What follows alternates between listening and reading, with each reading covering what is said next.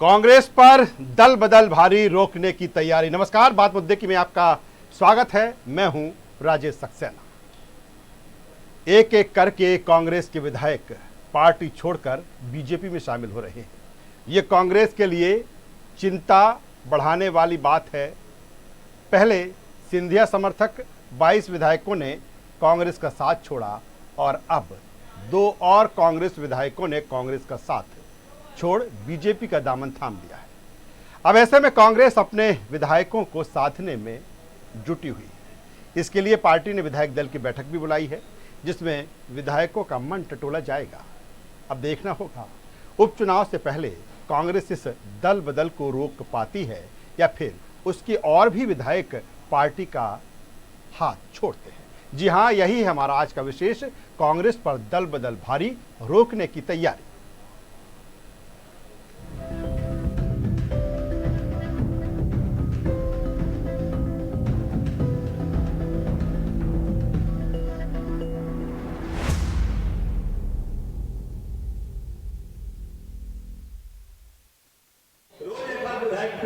कल एक कांग्रेस के विधायक टूटी है।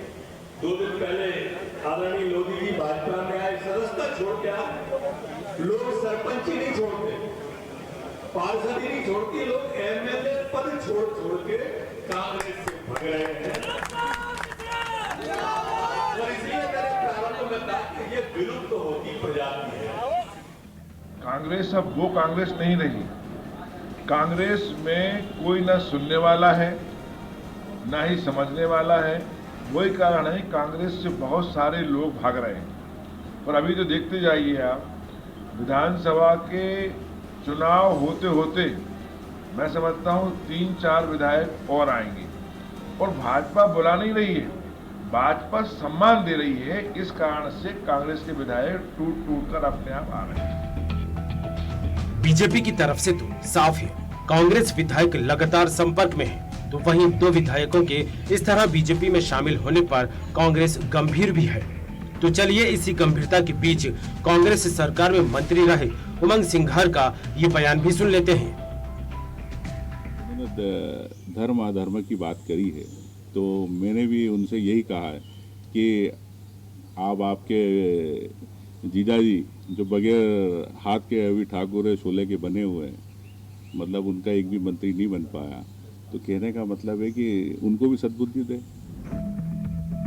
कांग्रेस विधायकों की पार्टी छोड़ने के बीच उमंग सिंघार का ये बयान राजनीतिक गलियारों में कांग्रेस के चेहरे पर सिकन तो जरूर लाएगा।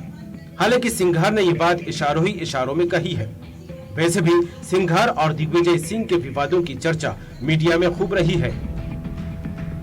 चलिए अब कांग्रेस नेताओं के वो बयान भी सुन लेते हैं, जिसमें कांग्रेस में जान फूंकने की बात कहते सुनाई दे रहे हैं, तो दल बदलियों पर निशाना भी साध रहे हैं। एक तरफ जहां उपचुनाव को लेकर कांग्रेस का दावा है वो सत्ता में फिर वापसी करेगी, इस बीच कांग्रेस ने अपने विधायकों की एक बैठक भी बुलाई है।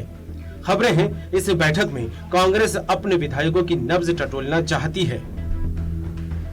अगर उनकी जानकारी में कोई है, कोई बिकना चाहता है और खरीदार मंडी में मौजूद है, तो जिसको बिकना हो वो बिक जाए। लेकिन जनता, मैंने पहले ही कहा, जनता जनार्दन मूक दर्शक बनकर मध्य प्रदेश की देख रही है, इस वक्त बोल नहीं रही है।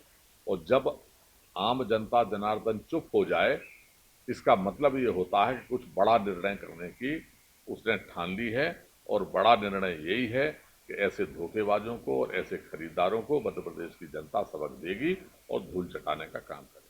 और जो लोग ये कह रहे हैं कि कांग्रेस एक डूबता जहाज है, मैं उनको कहना चाहूँगा कि ये पार्टी वो है जिसने देश को आज़ाद कराया है और इसका मूल्यांकन सही करें। कांग्रेस पार्टी उस पनडुब्बी की तरह है जो समुद्र के नीचे रहकर भी अपने विरोधी के तैरते जहाज को गिरा सकती है। ये ताकत कांग्रेस पार्टी की है। सरकार को इसकी बिल्कुल चिंता नहीं है, किसानों की कोई चिंता नहीं है। सरकार तो सिर्फ जो है विधायकों खरीदने में व्यस्त है। कांग्रेस विधायकों के बीजेपी में जाने पर ट्वीट वार भी जारी है। कांग्रेस ने ट्वीट कर जहां इमरती देवी पर तंज कसा, तो वहीं हाल ही में बीजेपी में शामिल हुई सुमित्रा देवी पर भी तंज कसते हुए कहा, ये वही बीजेपी है जो नकली नोट के मामले में फंसे सुमित्रा देवी के प्रतिनिधि पर कार्रवाई के तौर पर सुमित्रा देवी से इस्तीफे की मांग कर बैठी थी।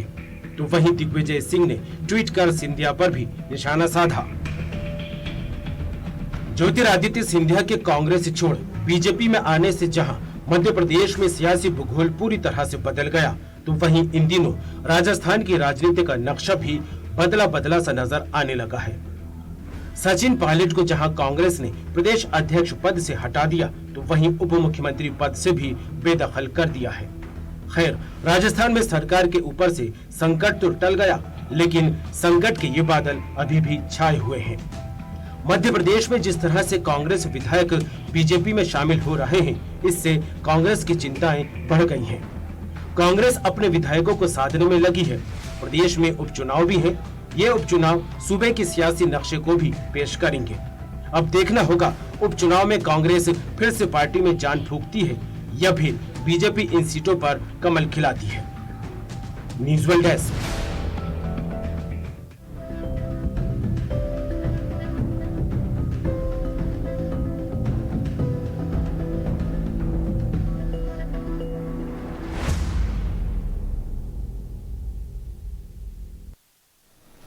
तो आपने ये रिपोर्ट सुनी, कांग्रेस पर दल बदल भारी, रोकने की तैयारी। इस मुद्दे पर हम चर्चा करेंगे और जो कुछ मध्य प्रदेश की सियासत में इस समय मचा हुआ है, इसके साथ कुछ छींटे अभी हमें राजस्थान में भी नज़र आ रहे हैं। इससे पहले कि हम चर्चा शुरू करें, अपने उन मेहमानों से आपका परिचय करा दें, तारुफ करा दें जो आज हमारी इस चर्चा में हमसे जुड़ रहे हैं। हमारे साथ में है पूर्व मंत्री और कांग्रेस के वरिष्ठ नेता, काफ़ी अच्छा संसदीय ज्ञान रखते हैं, चौधरी राकेश सिंह जी चतुर्वेदी। बहुत स्वागत करते हैं आपका। हमारे साथ में है गिरीश गौतम जी, बीजेपी के वरिष्ठ नेता हैं और विधायक। आपका भी गिरीश जी बहुत स्वागत करते हैं। और वरिष्ठ पत्रकार खिलावन चंद्राकर जी, काफ़ी नज़दीकी से मध्य प्रदेश की राजनीति को वो जानते हैं, लगातार उनके लेख भी प्रकाशित होते रहते हैं। आपका भी स्वागत करते हैं। सबसे पहले राकेश जी आपके पास में आऊँगा। आपने कांग्रेस को बहुत करीबी से देखा है, वो तमाम सारी चीज़ें आपने न केवल पार्टी को देखा है, इसके इतर जिस तरह से मैंने आपको विधानसभा में बोलते हुए देखा, एक संसदीय जो आपने ज्ञान या ये जो संसदीय मर्यादा रही है, उसको भी मैंने आपको सदन में देखा। क्या कहेंगे जिस तरह से कांग्रेस की इस समय स्थिति है? एक भगदड़ सी मच गई है, 1 2 नहीं 24 की संख्या हो चुकी है। क्या लगता है क्यों नहीं संभाल पा रही है कांग्रेस अपने इन विधायकों को? दोनों बातें गौर करने के लायक है। एक तो जो विधायक क्यों भाग रहे हैं, हमें अगर संसदीय परंपरा और लोकतंत्र को अक्षुण्ण रखना,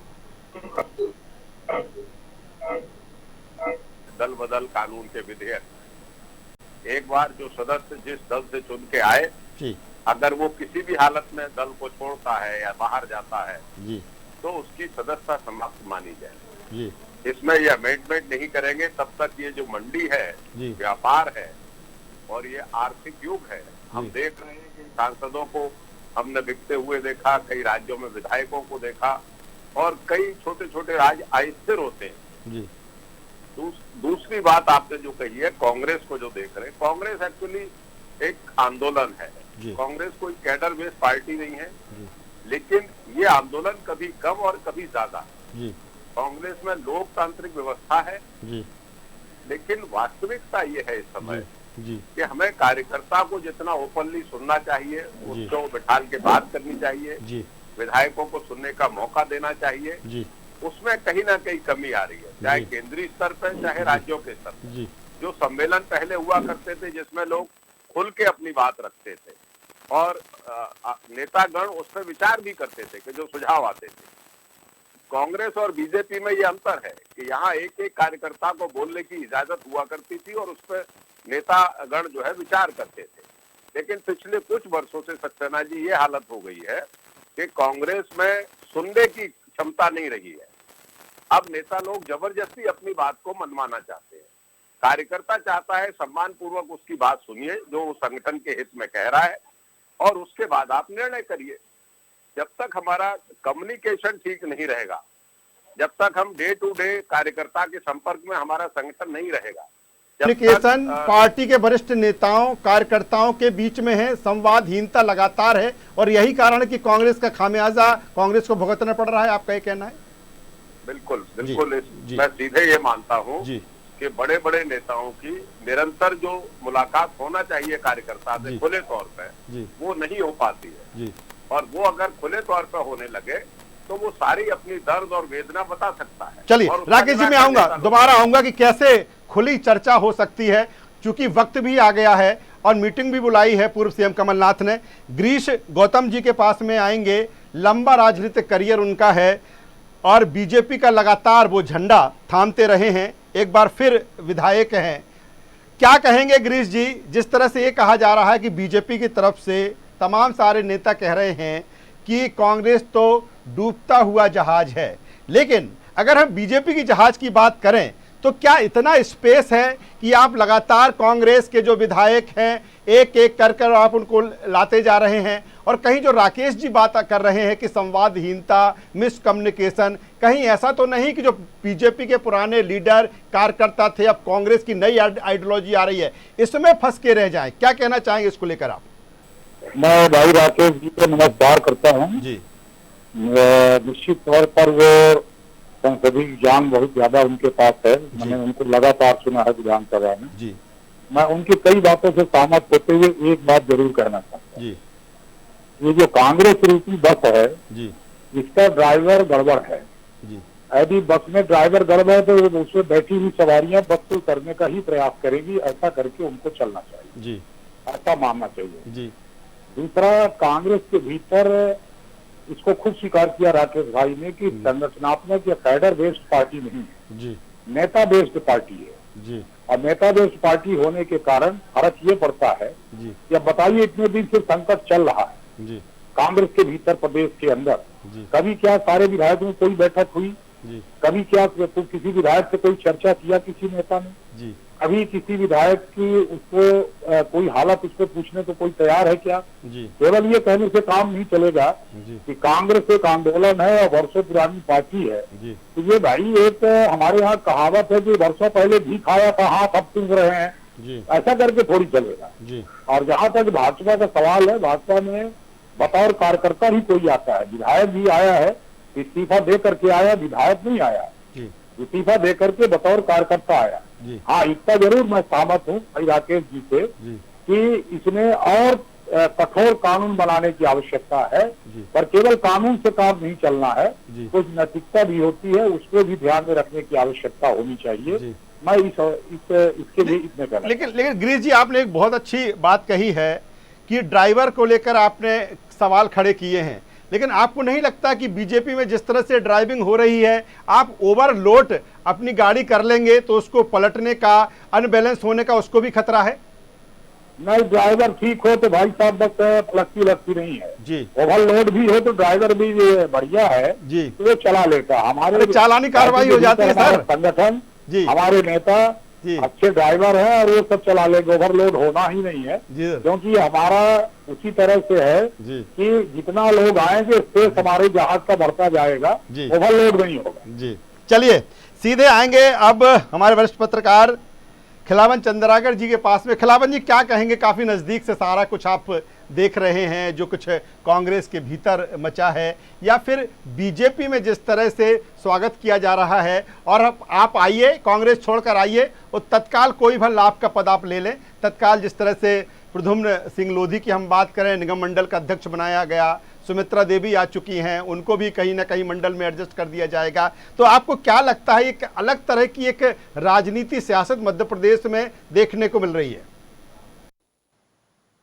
निश्चित तौर पे मध्य प्रदेश में एक अलग तरह की राजनीति देखने को मिल रही है राजीव जी। और मैं तो अभी गिरीश जी को सुन रहा था, गिरीश जी निश्चित रूप से ड्राइवर बस की बात कर रहे थे, तो मुझे लगता है कि यदि भाजपा के पास बहुत ज्यादा स्पेस है और भाजपा में लोग जाने के लिए लालायित है, तो निश्चित रूप से गिरीश जी जैसे पुराने लोगों को वहां दिक्कत होगी भविष्य में, और अभी भी हम देख रहे हैं कई जगह देखने को।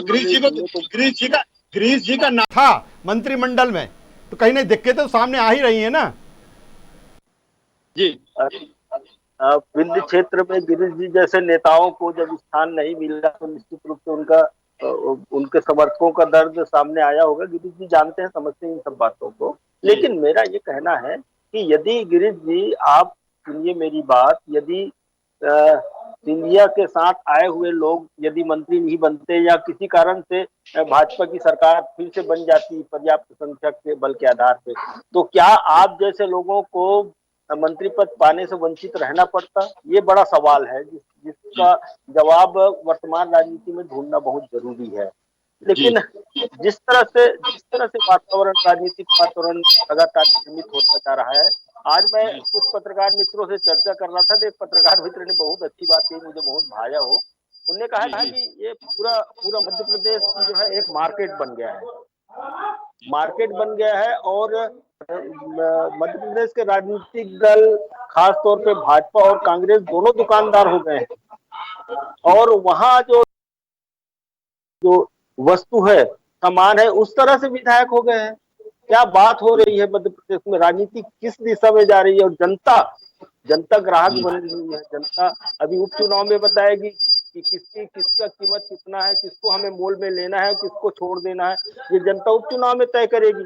तो मुझे लगता है कि जिस तरह से राजनीतिक वातावरण लगातार पैदा हो रहा है तो अच्छी बात नहीं है मध्य प्रदेश के लिए और पूरे प्रजातंत्र के लिए, लोकतंत्र के लिए भी अच्छी बात नहीं है। राकेश जी के पास मैं पुनः आऊंगा। राकेश जी, जिस तरह से आपने कहा कि जो कुछ आप देख रहे हैं, मिसकम्युनिकेशन हो, संवादहीनता हो, अब जब पीसीसी चीफ कमलनाथ ने मीटिंग बुलाई है और मुझे लगता है यही जांचने परखने के लिए बुलाई होगी कि जो अब विधायक हैं उनकी मनः स्थिति को देख लिया जाए कि आखिर अब वो क्या सोचते हैं, क्योंकि बीजेपी ये दावा कर रही है कि अभी और भी विधायक कांग्रेस के उनके संपर्क में हैं, आ सकते हैं। और मुझे लगता है कि जब दिख रहा है कि खुला ऑफर है तो ऐसे में हो सकता है उनकी बात सही है।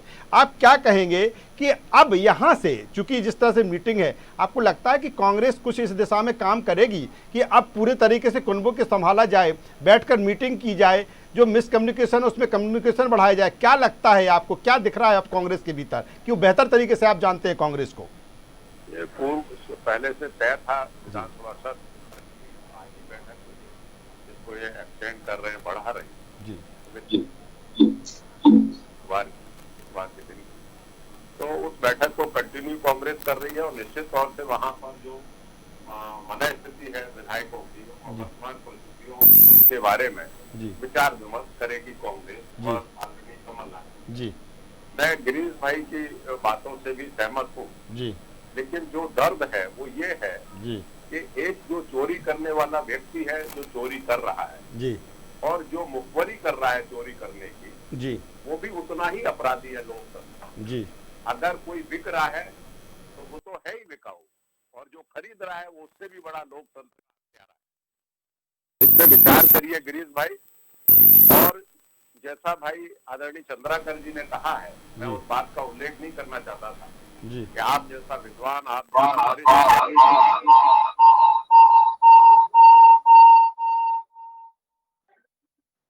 दिया गया है और आप तो कह भी नहीं पा रहे। अजय बिश्नोई साहब तो हिम्मत करके बोल भी रहे हैं, उन्होंने कहा कि इस हाथ दे और उस हाथ ले, बीजेपी में ये चल रहा है, और आपको भी हिम्मत करके बोलना चाहिए। कब तक आपके जीवन के साथ खिलवाड़ करेंगे ये लोग? ये नए लोगों को बनाते जाएंगे, बाहर से आए हुए लोगों को बनाते जाएंगे। और गिरीश भाई, लोकतंत्र के लिए भी शिवराज सिंह चौहान का निर्णय बहुत दूषित करने वाला है। मैं इसका कतई पक्षधर नहीं हूं कि एक प्रदेश का मुख्यमंत्री इस तरीके की गंदी राजनीति करे, एक संसदीय परंपरा का निर्वहन ना करते हुए उसको दूषित करने का काम करे। क्या मध्य प्रदेश की जनता की मानसिकता कैसी समझ रखती है कि पहले 24 चुनाव, फिर 25 और फिर 26? ये लोकतंत्र में चुने हुए लोगों के साथ खिलवाड़ है। और अगर यही खरीद फरोख्त करना है तो आप तो वल्लभ भवन में इसीलिए बैठ गए शिवराज सिंह जी कि कांग्रेस के कितने लोग खरीदे जा सकते हैं, बीजेपी बीएसपी के कितने खरीदे जा सकते हैं। इससे अपने कार्यकर्ता को वो निश्चित रूप से कहीं ना कहीं डिमोलाइज कर रहे हैं। आप जैसे वरिष्ठ नेताओं का कहीं ना कहीं इग्नोर कर रहे हैं, उनके नेतृत्व क्षमता को कहीं ना कहीं प्रश्न लग रहा है। और एक नहीं, पूरा विंध्य क्षेत्र, पूरा जबलपुर क्षेत्र, मतलब ये सिर्फ चुनाव दिख रहा है, आप कांग्रेस को खत्म करने के चक्कर में लेकिन राकेश जी जिस तरह से जो विधायक कांग्रेस के जा रहे हैं बीजेपी में, वो यही कह रहे हैं कि उनकी उपेक्षा की गई, लगातार उनके कोई काम नहीं हुए। 15 महीने तो जब कांग्रेस की सरकार रही, कभी पूछा उनसे नहीं गया, 4-5 लोगों के इर्द गिर्द ही सरकार चलती रही, सारा काम छिंदवाड़ा में होता रहा है, और इसीलिए वो अपने क्षेत्र का विकास कराना चाहते हैं और वो मुख्यमंत्री शिवराज सिंह चौहान करना चाहते हैं, इसलिए मैं जा रहा हूँ। सारे लोग जानते हैं कि 5 वर्ष के लिए चुनी हुई सरकार आती है जी। आप 15 महीने में ही सारे काम करवाना चाहते थे। जब हमें जाना है तो तमाम बहाने बनाना है, और अगर 15 महीने में ही सारे काम हो जाते, 5 वर्ष के लिए सरकार चुनी गई थी, आप इंतजार करते। लेकिन जनता बहुत ज्यादा समझदार है, वो समझ रही है कि आप किस लोभ में जा रहे हैं, किस लालच में जा रहे हैं। और ये लोकतंत्र के लिए मैं बार बार कह रहा हूँ, ये चुने हुए लोकतंत्र के लिए और मध्य प्रदेश के लिए ये जो परंपरा गंदी शिवराज सिंह जी डाल रहे हैं, इसमें हमारी आने वाली पीढ़ियां इसको भुगतेंगी। ये दूषित राजनीतिक वातावरण, इसके सिर्फ और सिर्फ अगर दोषी है कोई तो शिवराज सिंह जी होंगे। बीजेपी अपने आपको गंगा जल कहती है तो उसमें तमाम नाले और गंदे नाले मिल रहे हैं। जी राकेश जी जो भी आपने बात कही, अब गिरीश जी से मैं इसका जवाब लिए लेता हूँ। गिरीश जी क्या कहेंगे? राकेश जी जिस तरह से सवाल खड़े कर रहे हैं मुख्यमंत्री पर और सरकार पर। नहीं मतलब मैं राकेश जी की कई बातों से सहमत होते हुए इतना जिस तरह से परिस्थितियां बदली हैं वो पुरानी कल्पना नहीं की जा सकती है। 50-60 दशक के जो हिंदुस्तान की राजनीति उसकी कल्पना आज के युग में हम करें तो शायद संभव नहीं है।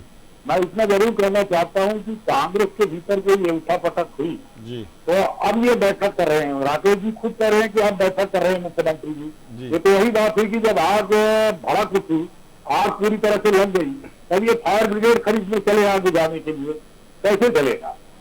दूसरा ये है कि दूसरी बात ये कह रहे हैं राकेश जी की 15 महीने में कौन सा काम हो सकता है? हो सकता काम ना हो सकता हो, परंतु मुख्यमंत्री को लोगों से मिलने में, विधायकों से मिलने में, उनको समय देने में इसमें तो कोई बजट जाता नहीं था, इसमें कोई बजट का खर्चा होता नहीं था, इसमें कोई पैसे की कमी नहीं थी। केवल मिलना, अपने को बातचीत करना, विधायक की सुनना है, ये तो होना चाहिए था और शायद यही नहीं हुआ। तीसरी बात मैं ये कहना चाहता हूँ कि लोकतंत्र के भीतर जनता भी सर्वोपरि है। तो अब ये जो 26 लोग खाली है, जनता को निर्णय करने दीजिए मध्य प्रदेश के भीतर। हाँ इतना जरूर है, हमको भी, राकेश जी को भी, सबको मिलकर के एक बात पे विचार करना चाहिए। इसमें तमाम सारी बातों को एक तरफ रख करके इस देश में लोकतंत्र बचा रहे, लोकतंत्र कायम रहे। लेकिन गिरीश जी बड़ा सवाल अभी हम सब लोग बड़ा सवाल एक ये गिरीश जी बड़ा सवाल यहाँ पर एक है, चाल चरित्र चेहरे वाली पार्टी, संगठन वाली पार्टी, एक आइडियोलॉजी वाली पार्टी, देश में 2 से जिस तरह से 500 ऊपर पहुंचे ऐसी पार्टी, और वो कार्यकर्ता जो वर्षों से बीजेपी को खड़ा करने में लगा रहा, उसका झंडा उठाए रहा।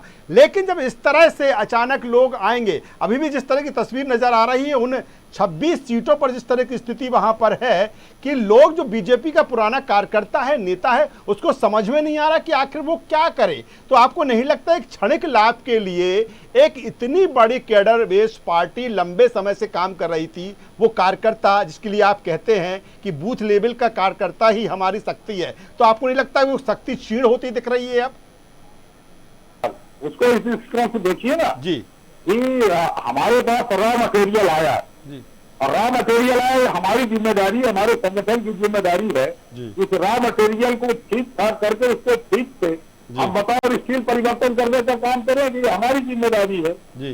दूसरी बात मैं ये कहना चाहता हूँ कि कांग्रेस के भीतर वो ठीक कह रहे हैं राकेश जी कि जो संवाद की स्थिति है नेता कार्यकर्ता के मध्य, वो लगभग समाप्त हो चुकी है। तो बीजेपी में भी संवाद नहीं है गिरीश जी, बीजेपी में भी संवादहीनता है इस समय। एक छोटा सा निवेदन कर दूं जी कि अभी जब ये बात हो रही कि ये लोग जा रहे हैं, ये तमाम कर रहे हैं, ऐसा मत समझिए। राजस्थान के भीतर बहुजन समाज पार्टी के 6 विधायक थे, कांग्रेस ने समाहित किया अपने में, क्यों ले लिया भाई? क्यों उनको शामिल किया? जीत करके तो बहुजन समाज पार्टी के थे, जो कांग्रेस के विधायक हो गए 6 के 6। ये कहना आसान है, इसमें सबको ठीक से अमल करने की आवश्यकता है यदि लोकतंत्र को बचाए रखना। चलिए खिलावन जी क्या कहेंगे, रॉ मटेरियल को अब सही ठिकाने लगाना, जिस तरह से गिरीश जी शब्द का इस्तेमाल कर रहे हैं, क्या कहेंगे इसको लेकर आप? गिरीश गौतम जी ने बहुत शानदार शब्द गढ़े हैं जी। जैसे कि मैं कह रहा था, मैं भी कह रहा था यही बात कि दुकान में खरीदने बेचने की वस्तु बन गई है जी। और वही बात लगभग गिरीश कह रहे हैं।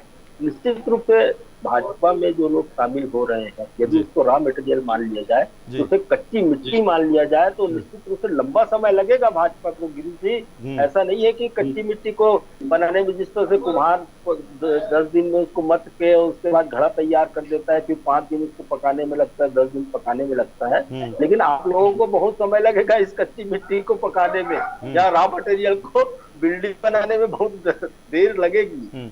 लेकिन सवाल चंद्राकर जी एक सवाल यहाँ पर ये है कि जिस तरह की स्थितियाँ बन रही है, हम नहीं कह सकते, तमाम सारे चैनल हम चलाने लगे थे कि 24 की जंग और 24 तक की बात हो रही थी, अचानक 25 हो गए, फिर 26 हो गए। अगर यही सिलसिला चलता रहा तो आपको क्या लगता है कि ये उपचुनाव होंगे या फिर आपको लगता है कहीं ना कहीं प्रदेश मध्यावधि की तरफ भी बढ़ेगा? देखिए राजनीतिक बात यही है जो हम महसूस कर रहे हैं, वो जो हम देख रहे हैं, महसूस कर रहे हैं। जी हेलो जी सुन रहा हूँ, जी आवाज आ रही है। कांग्रेस में कोई बड़ा कम्युनिकेशन गैप हो गया है नेताओं के बीच और उनके विधायकों के बीच, या दूसरी बात हम ये भी कह सकते हैं कि कांग्रेस में उनके जो अंदरूनी जो सर्वे है या अंदरूनी जो उनके इंटेलिजेंस है वो फेलवर हो गए हैं। आपने देखा होगा पिछली बार 3 साढ़े महीने पहले जब ये मामला हुआ था तो 3 दिन बाद पता चला था, वो भी पूर्व मुख्यमंत्री दिग्विजय सिंह ने जब ये मामला सामने लाया तब पता चला। उससे पहले कांग्रेस नेता को पता नहीं था कि कुछ विधायक जो है भाजपा नेताओं के साथ, भाजपा के एक मंत्री के साथ या बसपा की विधायक भी पहुंच चुकी थी दिल्ली, ये पता नहीं था किसी को। मतलब मुझे लगता है कि अभी भी जो लेकिन खिलावन जी, ये मुझे लगता है कि जो केंद्र की भी लीडरशिप है, मध्य प्रदेश में जो स्थिति परिस्थिति है लगातार चल रही है, राजस्थान में भी कमोबेश वही स्थिति है, तो क्या जो सेंट्रल की लीडरशिप है वो इस दिशा में जो काम करना चाहिए, जिस मानसिकता से वो काम नहीं हो रहा, और यही कारण है कि इस तरह की ढिलाई सब जगह दिख रही है? निश्चित तौर पे यह कहा जा सकता है।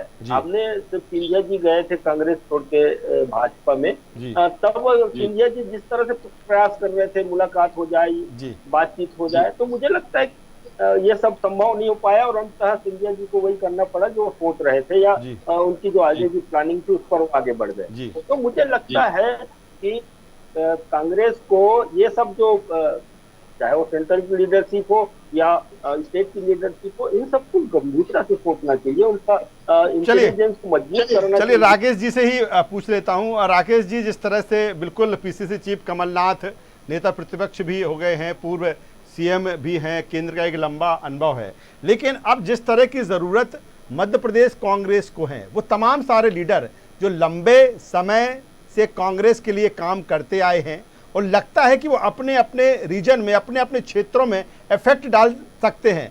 आपका भी मैं नाम लूँगा उसमें, चाहे हम केपी सिंह की हम बात करें, मुकेश नायक, तमाम सारे लीडर जो हैं, नहीं लगता कि जिम्मेदारी सबको दी जानी चाहिए? ना केवल विधायक दल की बैठक से अब संभलने वाला काम नहीं है, कहीं ना कहीं कार्यकर्ताओं के बीच में जो कि मैसेज गया है कार्यकर्ताओं को भी समझ में नहीं आ रहा है। तो ऐसे में कार्यकर्ताओं के सामने एक पॉजिटिव मैसेज करे तो सभी को एकजुट करने की जरूरत है और एक बहुत बड़ी स्टेट की मीटिंग होना चाहिए कांग्रेस की। आपको क्या लगता है, इस दिशा में कोई तैयारी दिख रही है आपको? आपने सक्सेना साहब सही बात कही। कांग्रेस में मध्य प्रदेश में आप जिन नेताओं के नाम ले रहे हैं, ऐसे कई सैकड़ा नेता हैं जो अपने आप में वजूद रखते हैं।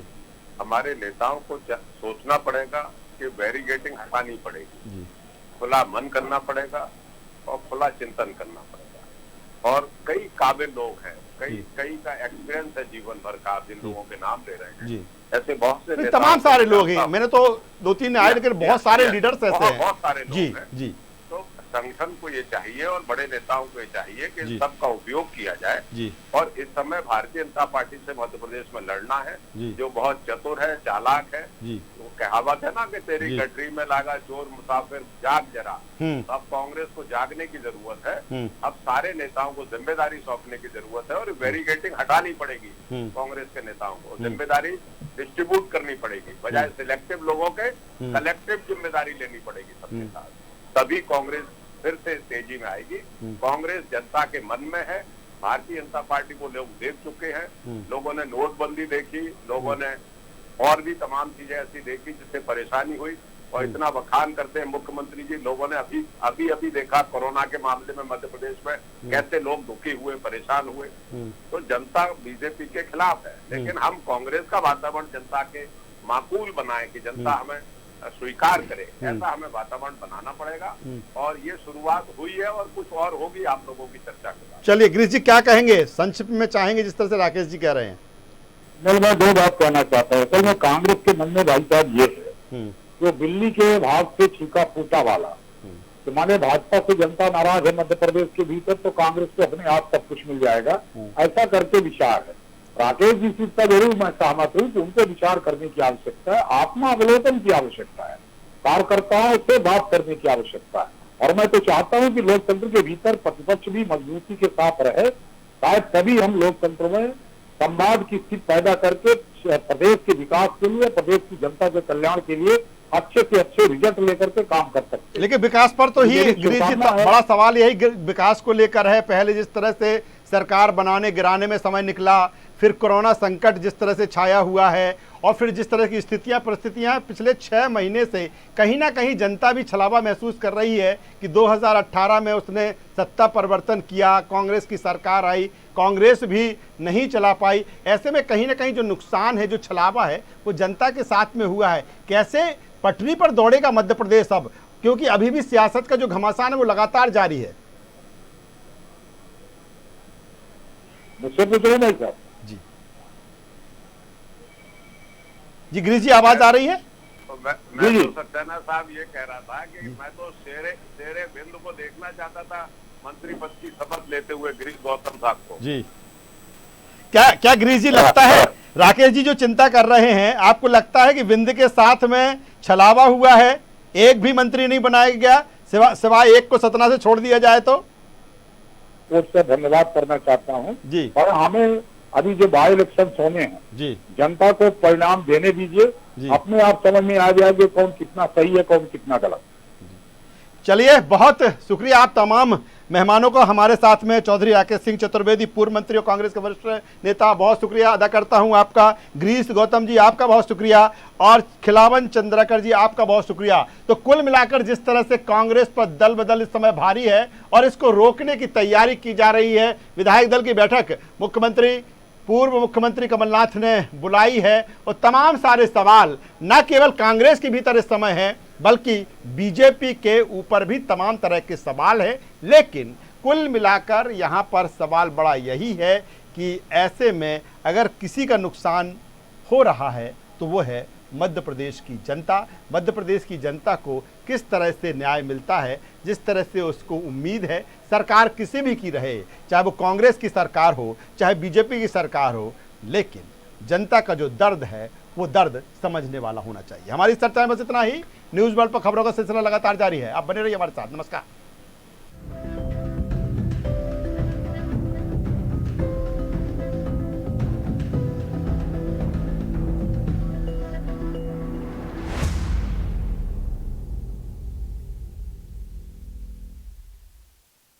इस कार्यक्रम के प्रायोजक थे रूप मंत्र आयुर्वेदिक फेस क्रीम। ये कोई कॉस्मेटिक नहीं, आयुर्वेदिक औषधि है।